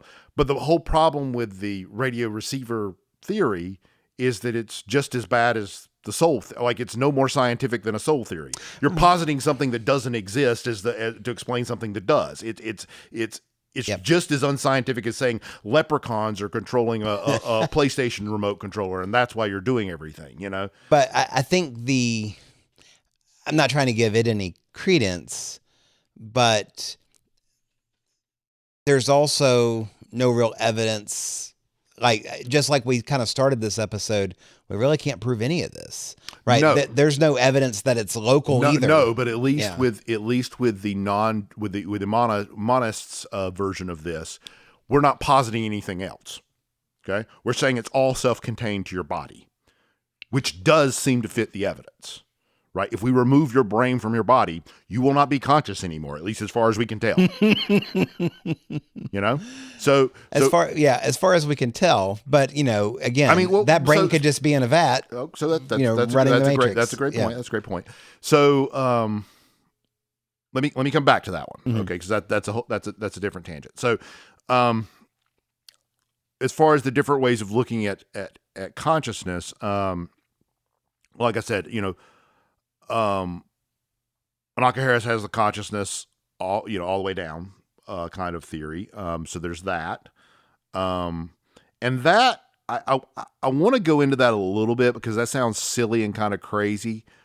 But it actually does explain a lot of things you're talking about too. Mm-hmm. And it also explains this other scientific study that I'm reluctant to bring up, but I'm going to because this does delve over a little bit into the realm of controversial science. Mm-hmm. So there's this experiment that's been going on for many years now where there are these identical random number generators. And I forget what they're using, but it's something like the decay rate of cesium or something. It's like they're using something that is actually fucking random to generate random numbers. And they're placed all over the world, okay, at various universities. And they're just all they're doing really is ticking out zeros and ones and recording zeros and ones. That's all they're doing. Yep. Okay. The idea behind this is they wanted to see when major events happen in the world, if these completely disconnected from everything random number generators have spikes. Okay. So when large human events. When you say spikes, what do you mean by that? Non-randomness. As in they sync up with one another. Right. Okay, got it. Okay. What they found is that they do. So you have a big earthquake somewhere, kills a lot of people, there will be a spike. You have new president elected, there will be a spike. You have something unexpected happen, that affects a large number of people, there will be a spike. And it's been fairly consistent for a fairly long time, and it's way outside of the realm of what's expected. Like it's, the p-value is pretty high. So, that if you start thinking about things of like, well, and I'm going to make this fairly simple. Let's take this down to say all the cells in your body are conscious on some level. Okay. So they're making little decisions. And if you think that's outlandish, I would advise you to go on YouTube and look up single-celled organisms and just watch them for a little while. Yeah. It's fucking crazy how much agency these little things have. Like they're way more complicated than I gave them any credit for, and kind of fascinating and fucking disturbing and horrifying in some ways. Yeah. Now I will say, and again, that's another tangent, but back earlier when I asked you whether it's something that's just enacting biological processes has consciousness or not, and you had said no, you didn't think so. I mean, that's kind of what happening. Well, everything's a biological process. So if you're going to devolve it to that, then you're saying nothing is conscious, and that's not true either. So I hear what you're saying, but if you want to say then that consciousness is, well, that's not what you're saying. Wait, let me go on. So I would say you almost have to get into free will to get into that question. I'm going to try to skirt it, but. Let me finish my little analogy here. So let's say that every cell in your body is conscious to some level, okay. Right? You don't know everything they know, though. What you get is some correlate of that filtered up, Okay. So when your body is fighting a tumor that is growing on your liver, you might feel a certain kind of way. Like it's not, oh, I got cancer, right? But it might be, I don't feel great, right? And that might be because the collected organisms that make you up are telling you something, right? And the way it's filtering up into your larger scale consciousness is there's a disturbance in the force, Luke, right?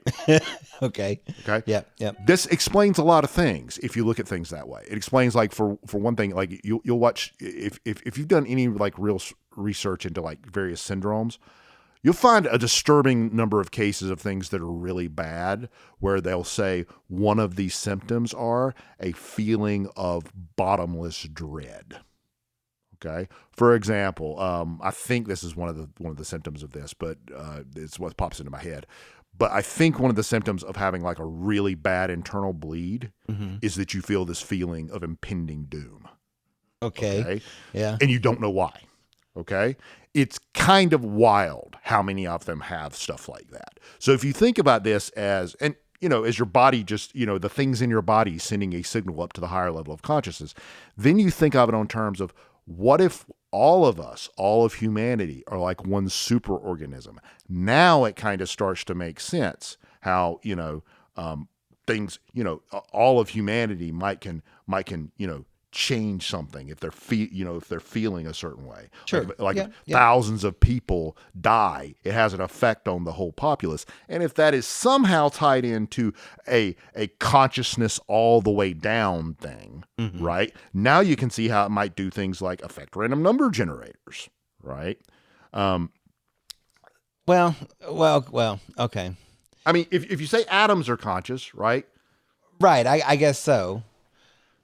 Okay. So that's all. Like, that's a very weird, wild, far out there theory. But I'm just kind of pointing out we don't know where consciousness begins and ends. And that's where it absolutely begins true. and ends is a big fucking question because it affects a lot of things. Yes. Yeah, point to the part of your body where the consciousness is, right? Right. Yeah.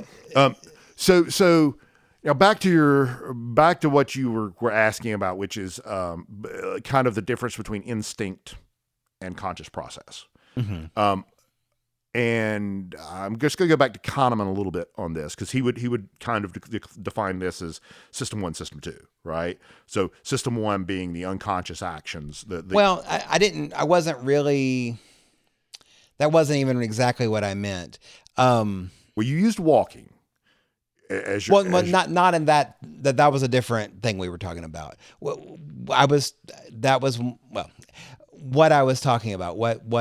We use wolves too. Yes. Let me try it a different way. Okay. There are certain organisms, and we were just talking about like single-celled organisms, for example. There are certain organisms that, if there is a presence of a particular chemical, they will move toward it or away from it. Okay.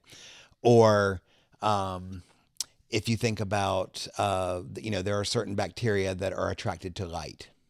Okay. And they will move toward light if something is brighter than something else.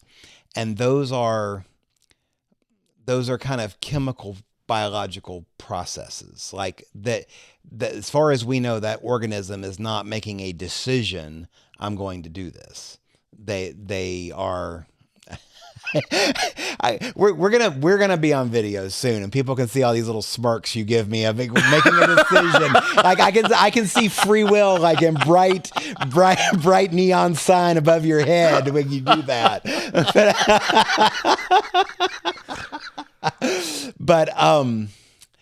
But as far as we know, those creatures are not making a decision to do those things. That it's really kind of a chemical process. It's automatic. They're going to do it every time the same way, and it's never going to change. Exactly. Okay. Now, I would agree that's instinct. Okay. Well, maybe instinct's not even the right word, but it's not a conscious decision. It's not consciousness, right? Here's how I would put this. I think it really all comes down to, okay, let me back up. I'm gonna get to the plot. I'm gonna jump the shark a little bit and get straight to the plot. Okay, which is essentially, here's what I think consciousness is useful for. Okay. After a lot of thought, this is what I think it does. Okay. I believe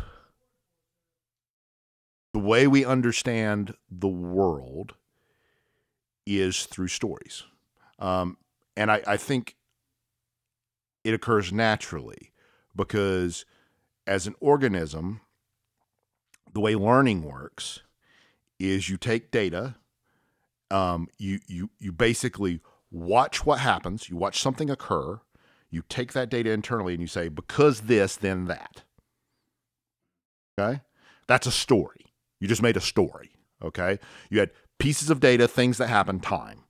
Right? Okay. Yeah. Okay? Cause and effect. Right. Yeah. And you built a story that explains that. That will now be, that story is your model. We call them models, but they're really just stories. That's your model. Okay.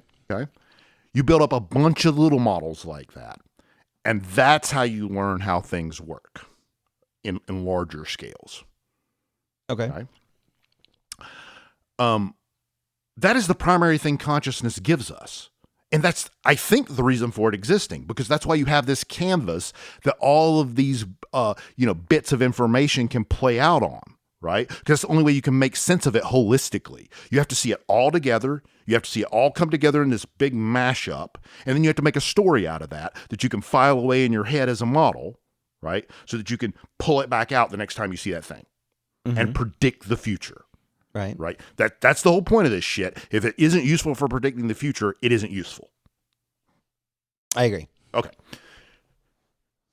We've talked about habit, and what and my thing. I think habit is the second most powerful thing in the universe, right behind culture. Right. Okay.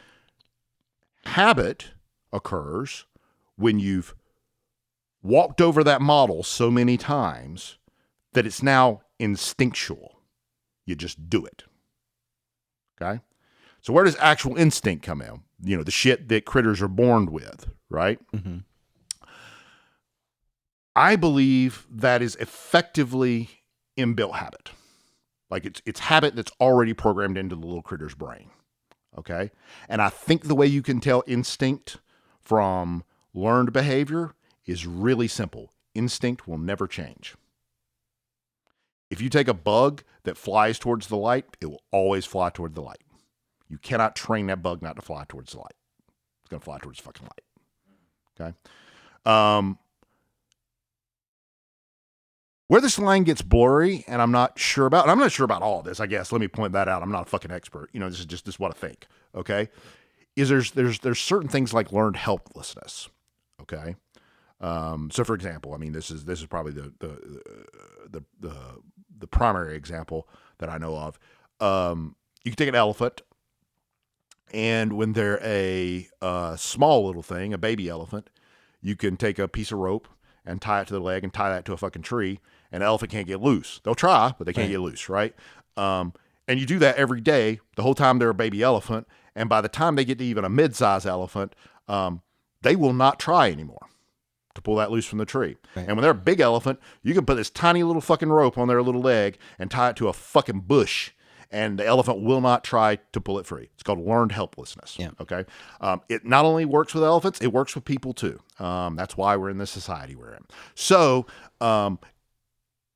that is also something that will not be changed by the organism. The organism, they've been beaten down so badly they will never think to change it unless you can, put new information into the system. Okay. Yeah, yeah.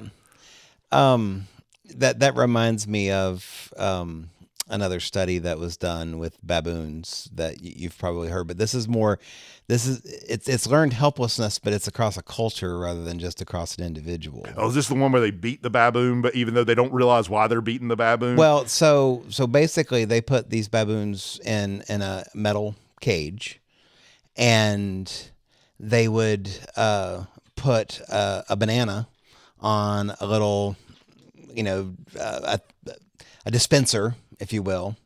But basically there was a trigger on this dispenser that if you pulled the banana, it sent an electric shock through the entire cage and shocked all the baboons. Yep. So every one of them would get a little, you know, if a baboon grabbed the banana. Yeah. So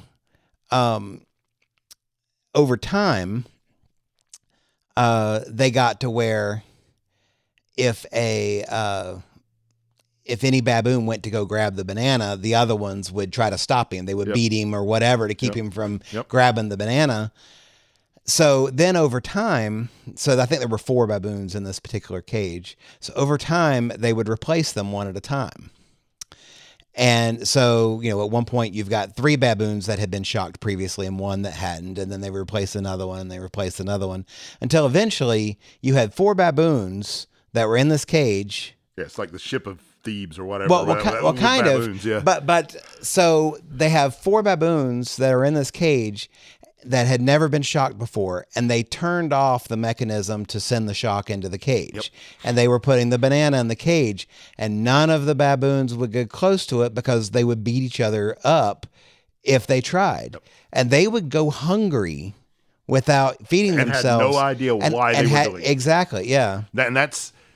I think that's a great analogy for a lot of the shit we do in society. Mm-hmm. You know, and again, why I've said, you know, like, we really need to understand ourselves so we can discover for ourselves what's real and what's not. Like a lot of the shit that we do in society is not like, it's like our government, you know, it's like, I know we don't want to get political, but like, I don't care which side of this shit you're on, you have to recognize that most of the things that held our government, the United States government, in place all these years wasn't real. Like, didn't fucking exist. Like they were fucking the checks and balances and the fucking you know, standards and you know, the ways of doing things.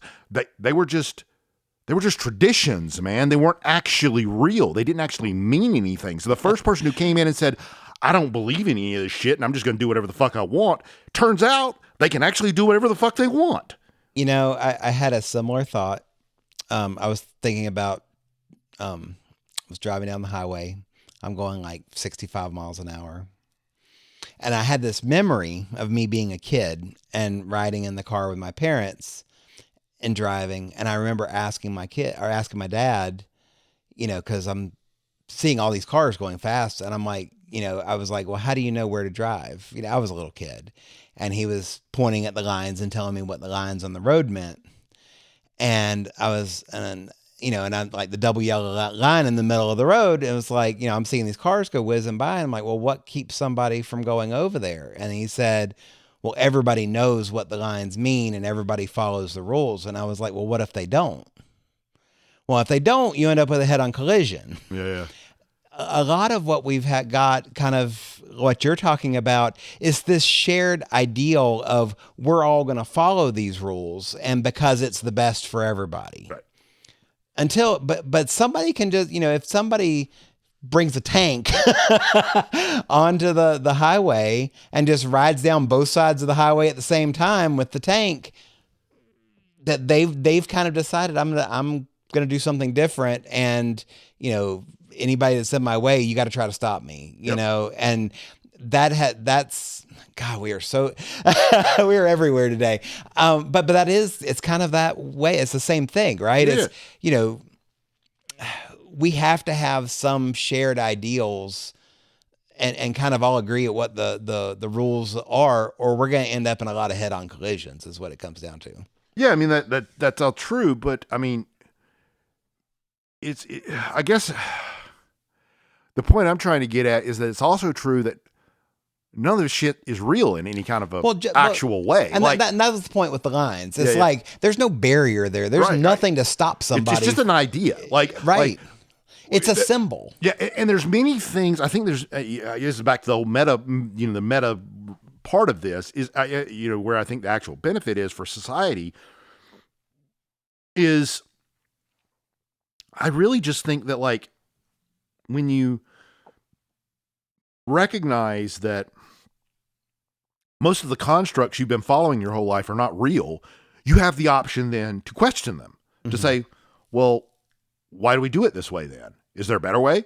Maybe we can find a better way. You know what I'm saying?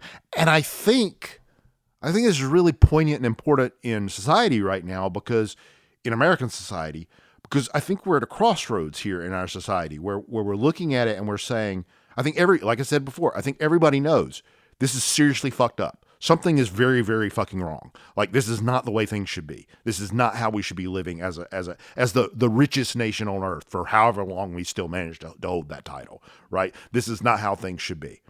But not enough people are questioning, what do we do next, right? There's way too many fucking people who have this idea of, oh, well, we just need to have another election, or we just need to get the right people in office, or whatever. The system itself has problems. We have to fix them, or we're going to get the same thing again, like, or worse, you know? And we are in a place technologically where we can't really risk this. Like, we have at least two things right now which can end the majority of life on Earth. Maybe more than that, okay?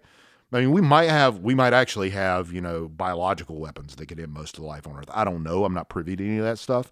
But I know we've got enough nuclear weapons to end life on Earth. And I know if we keep burning fossil fuels at the rate we're going to, that's going to end all life on Earth. So there's at least two of them, and maybe AI is a third too, or a fourth, We got these black swan events that are inbound, and we're just not paying any attention to them. Well, and you said what you said about, maybe just an election or get different leaders in place, but this isn't all about politics either. Right. I mean, so much of what we got has to do with the power inequality because of financial inequality, with, corporations wielding so much power, or certain people within corporations wielding so much power. Yep. So it's not just about politics either. It's about trying to figure out how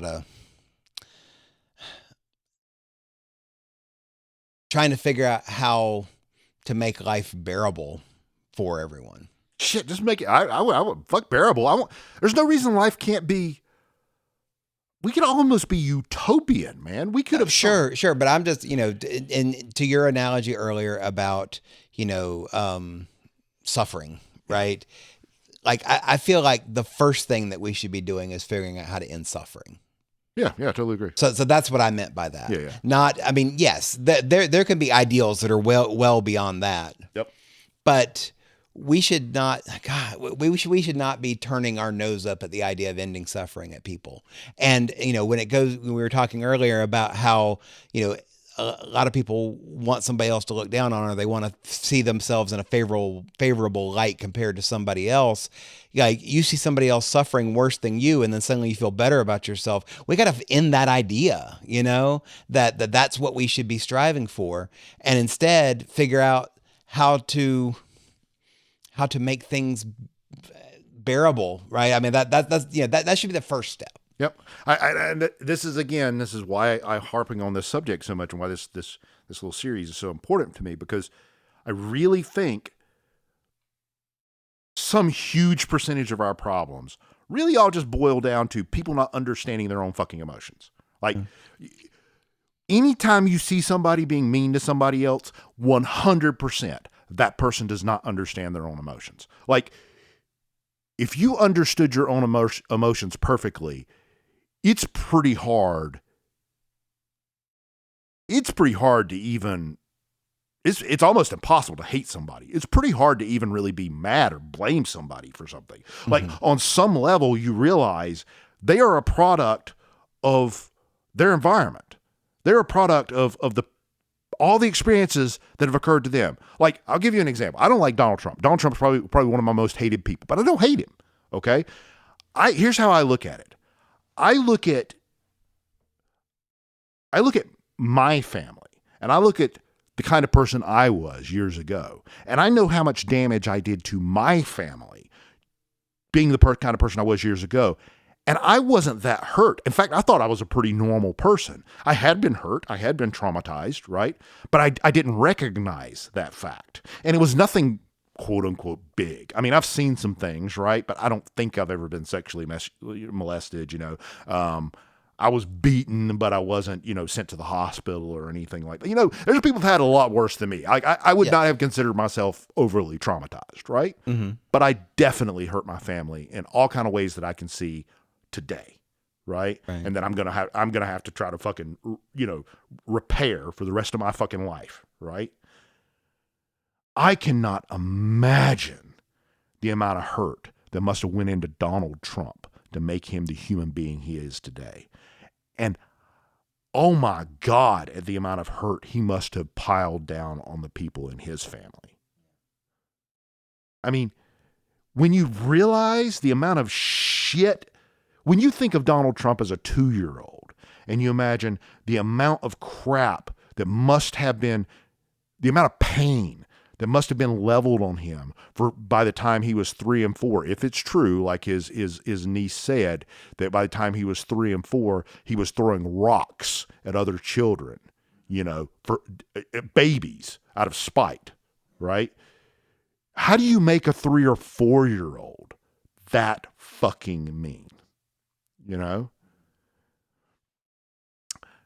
I think if you see the world clearly, it's very hard not to take pity on everyone in it. Like, we're all here for the first time. We're only going to be here once. None of us have no fucking idea what we're doing. And the whole fucking thing is absurd. Like, it's absolutely fucking absurd. Why in the fuck are we conscious of anything? I mean, we could be living this fucking life and be completely unconscious of the fact that we're going to die one day. And you know what? We'd probably all feel a lot better for that, So why are we conscious of it? And I think the answer is because we have to be. In order to, this is where I think the distinction is between like instinct and conscious thought or experience. Is instinct works for something that you need to do the same way every single time, all the time, and never question it. Okay, works great for that, right? In any situation where you need to be able to adapt, you need to be able to build a story. You have to have a cause and effect. You have to have this, then that. Like, there's no other way to make sense of things that I can tell, right?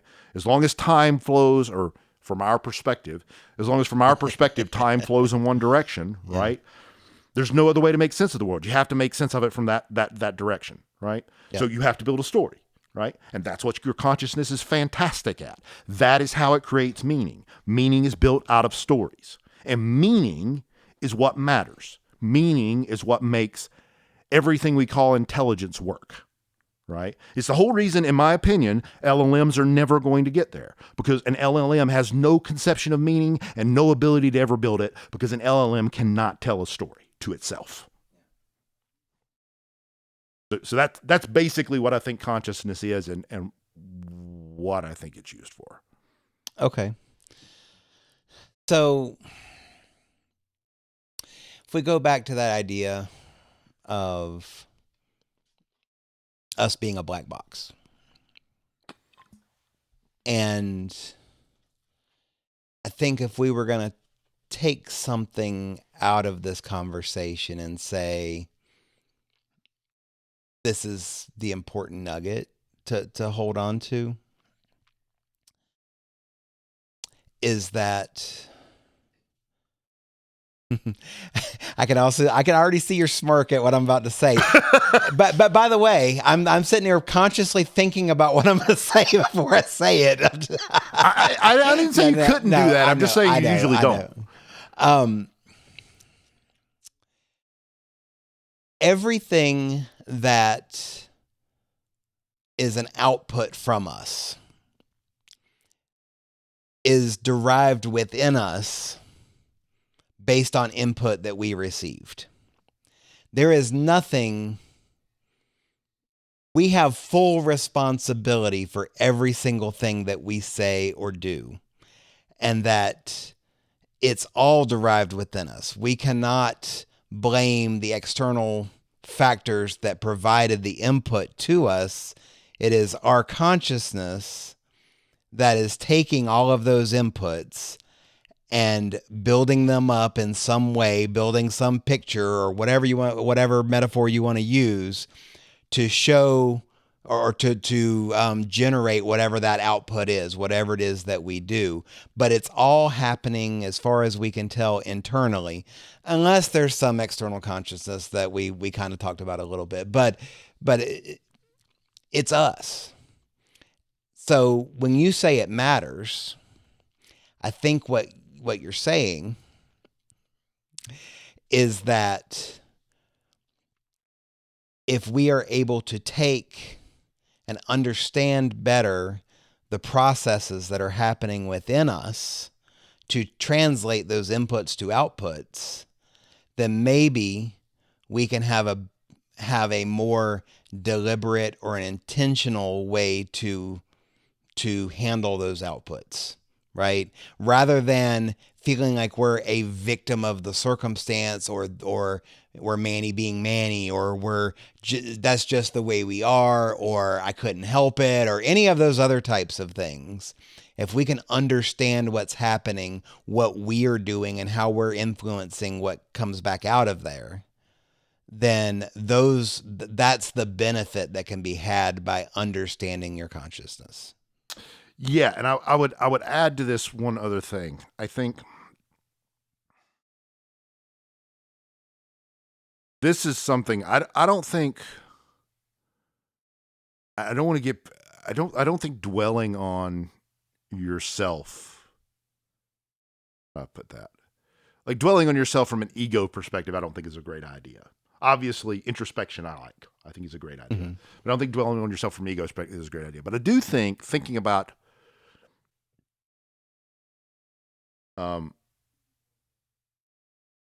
yourself can be useful in one way. I think the story you tell yourself, because stories, like I said, are like the key to your consciousness. The story you tell yourself about who you are actually has very, very little to do with who you are, but it has an enormous amount to do with who you become. When we talked about habit, one of the things that we talked about was setting this voice in your head of, this ideal of who you are. Are you the kind of person that does this, or are you the kind of person that does that? Like, defining yourself in your head. And so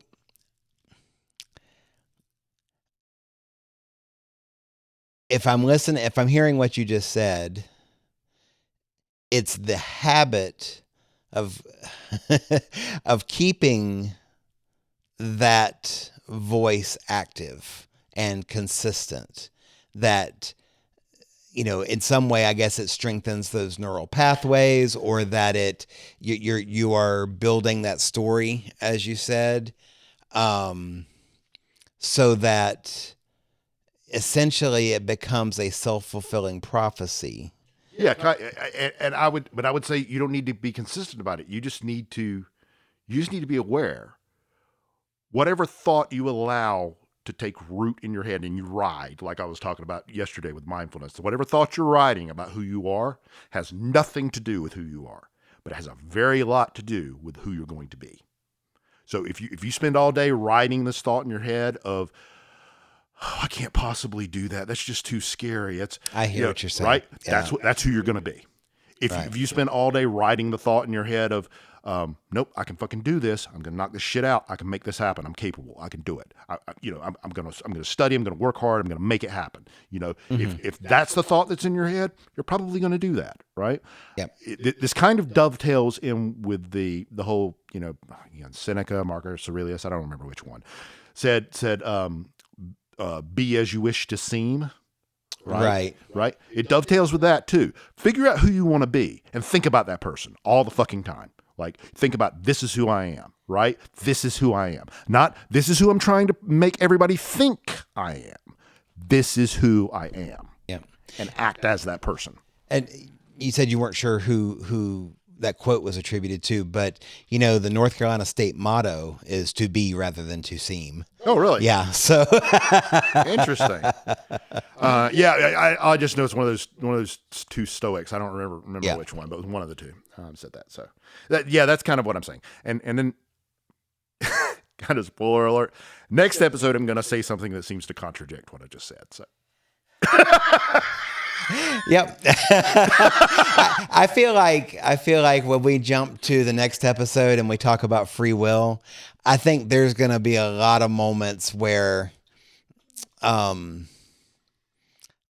going to feel like we're spinning in circles. So we'll just have to see how that goes. Well,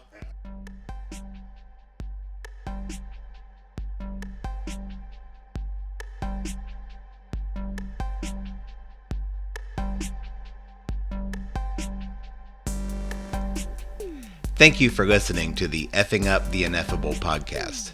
If you enjoyed the show, please share it with your friends. If you didn't, well, thanks for sticking around this long anyway. We are available on most major podcast platforms, including Apple Music, Spotify, YouTube, iHeartRadio, Amazon Music, and more. We are currently releasing new episodes every 3 weeks on Thursdays, but hope to increase the frequency of releases in the near future. Please subscribe to us on your favorite platform to be informed when new episodes release. And also, we love feedback. Feel free to find and follow us on X, Blue Sky, Threads, Instagram, or Facebook and let us know what you think. You can also email us at effinguptheineffable@gmail.com. Thanks again, and we'll see you soon.